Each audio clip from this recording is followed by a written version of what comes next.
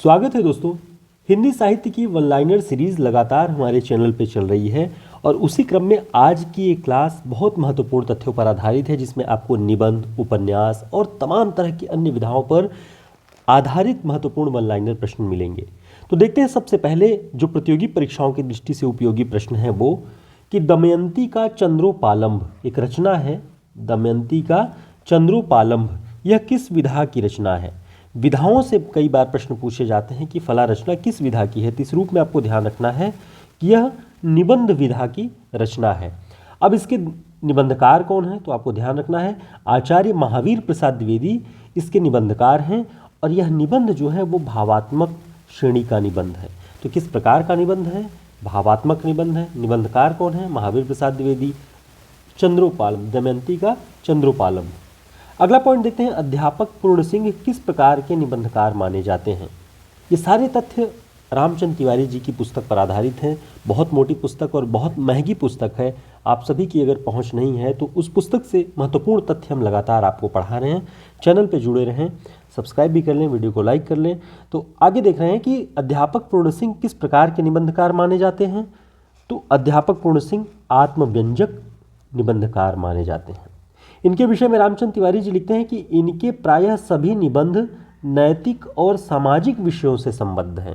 जो नैतिकता भरे जो बिंदु होते हैं, जो सामाजिक विषय होते हैं, उन सभी से जुड़े हुए इनके सारे निबंध हैं। अध्यापक पूर्ण सिंह आपको तमाम प्रतियोगी परीक्षाओं में यूजीसी नेट हो या इनकी मजदूरी और प्रेम, आप सभी यूजीसी नेट में पढ़ रहे होंगे, असिस्टेंट प्रोफेसर भर्ती परीक्षा में पढ़ते हैं आप इनको।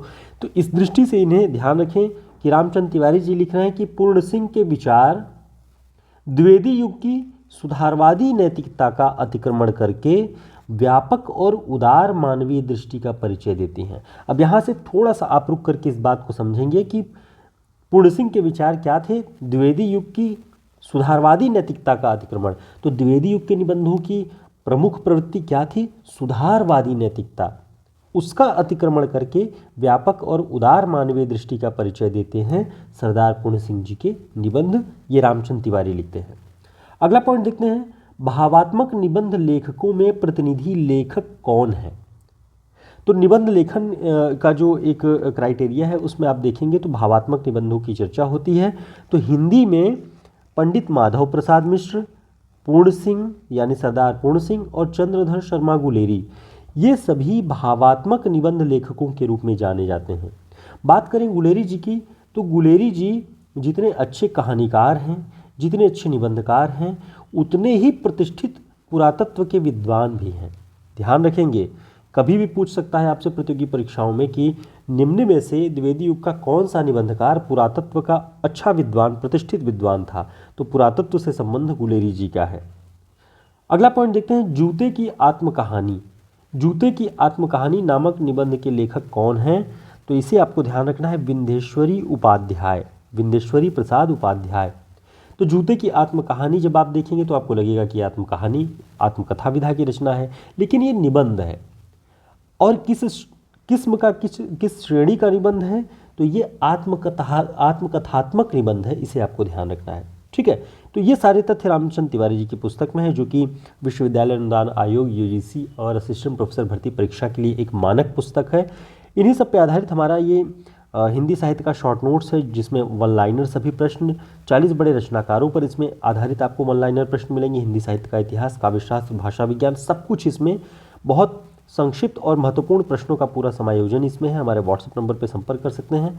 अगला जो हमारा महत्वपूर्ण नोट्स है वो लिखित परीक्षाओं को ध्यान में रख करके बनाया गया है, चाहे UP GDC, GIC, LT, AMRS, KVS, इनवेस, सभी में जो लिखित परीक्षाओं के प्रश्न हो सकते हैं, किस तरह के प्रश्न पूछे जा सकते हैं, उनका उत्तर कैसे लिखा जाए, वो पैटर्न आपको इसमें दिखाई पड़ेगा। तो हमारे व्हाट्सएप नंबर पर संपर्क करके आप इन दोनों में से जो भी नोट्स आप चाहें ऑर्डर कर सकते हैं। आगामी प्रतियोगी परीक्षाओं की दृष्टि से बहुत महत्वपूर्ण है। अपना अगला पॉइंट देखते हैं, कामायनी को छायावाद का उपनिषद किसने कहा है? तो ध्यान रखेंगे, शांतिप्रिय द्विवेदी ने कहा है। छायावाद की प्रथम प्रयोगशाला किस रचना को माना जाता है? तो ध्यान रखना है, जयशंकर प्रसाद की झरना को, जो 1918 में प्रकाशित हुई, छायावाद की प्रथम प्रयोगशाला माना जाता है। ठीक है, ये महत्वपूर्ण प्रश्न है और ये सब रिपीटेड प्रश्न है, आपको ध्यान रखना है। अगला पॉइंट देखते हैं, भूमिजा। भूमिजा 1993 में ये प्रकाशित रचना है और ये प्रबंध काव्य है। लगे हाथ आपको विधाओं को, उनकी जो किस प्रकार की ये रचनाएं हैं वो भी ध्यान रखना होगा। और ये नागार्जुन जी की रचना है, 1993 में प्रबंध काव्य है। बाबा बटेश्वर नाथ, बाबा बटेश्वर नाथ 1954 में प्रकाशित ये उपन्यास है, किसका? नागार्जुन का। 54 में मैलांचल भी है। वरुण के बेटे उपन्यास का प्रकाशन वर्ष क्या है? 1957। केन का कवि किसे कहा जाता है? ध्यान रखना है, केदारनाथ अग्रवाल को। नागार्जुन का प्रथम काव्य संग्रह कौन सा है? वो है युगधारा, 1953। अगला पॉइंट देखते हैं कि बच्चन सिंह ने किस कवि की कविताओं को नुक्कड़ नाटक की या नुक्कड़ जो कविता है उसकी संज्ञा दी है? तो ध्यान रखना है, बच्चन जी ने नागार्जुन की कविताओं को नुक्कड़ कविता की संज्ञा दी है। जयशंकर प्रसाद को क्या कहा जाता है? तो ध्यान रखना है, प्रेम और सौंदर्य का कवि माना जाता है जयशंकर प्रसाद को। शेखर एक जीवनी का दूसरा भाग कब प्रकाशित हुआ?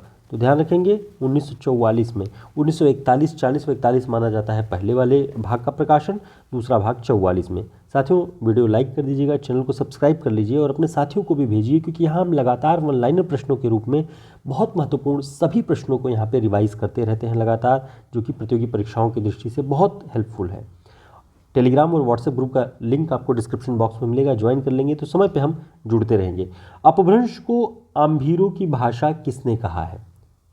तो ध्यान रखेंगे, आचार्य दंडी ने अपभ्रंश को आभीरों की भाषा कहा है। प्राकृत भाषा की समय सीमा क्या है? तो ध्यान रखेंगे, प्राकृत जो भाषा थी उसकी समय सीमा 1 ईस्वी से 500 ईस्वी तक मानी जाती है और अपभ्रंश की 500 से 1000 तक मानी जाती है। ठीक है। Frontiers of criticism, frontiers of criticism किसका निबंध है? तो ध्यान रखेंगे, ये है इलियट का निबंध। ठीक है। इनका निर्वैयक्तिकता का सिद्धांत भी बहुत प्रसिद्ध है, इसे भी आपको ध्यान रखना है, निर्वैयक्तिकता का सिद्धांत, इलियट। तो साथियों, ये सारे महत्वपूर्ण पॉइंट्स हम देख रहे थे अपनी इस वन लाइनर क्लास में, जो कि बहुत महत्वपूर्ण चुनिंदा प्रश्नों का पूरा संग्रह है। और ऐसे सभी वन लाइनर फैक्ट्स आपको हमारे हिंदी साहित्य के शॉर्ट नोट्स में मिलेंगे, जो कि आचार्य रामचंद्र शुक्ल, बच्चन सिंह, रामचंद्र तिवारी, नगेन, इन सभी पर आधारित एक समेकित रूप का नोट्स है, जो कि TGT, PGT, UGC rate, assistant professor सभी भर्ती परीक्षाओं में, चाहे वो राजस्थान के हो, चाहे मध्य प्रदेश की, छत्तीसगढ़, उत्तर प्रदेश, सभी में बहुत उपयोगी है। और रिटन परीक्षा के क्या प्रारूप हो सकते हैं, उनके प्रश्न किस तरह पूछे जा सकते हैं, यूपीएससी, यूपीपीसीएस में किस तरह से पूछी गई है किसी रचना पर, कि गोदान से कैसे प्रश्न बन सकते हैं, या अज्ञे की कविताओं से कैसे प्रश्न बन सकते हैं, नागार्जुन से कैसे प्रश्न बन सकते हैं, इस तरह के पूरे फॉर्मेट आपको दिखेंगे।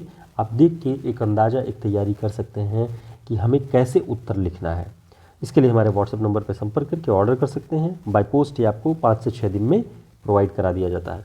फिर मिलते हैं एक नई क्लास में, तब तक के लिए नमस्कार, शुभकामनाएं।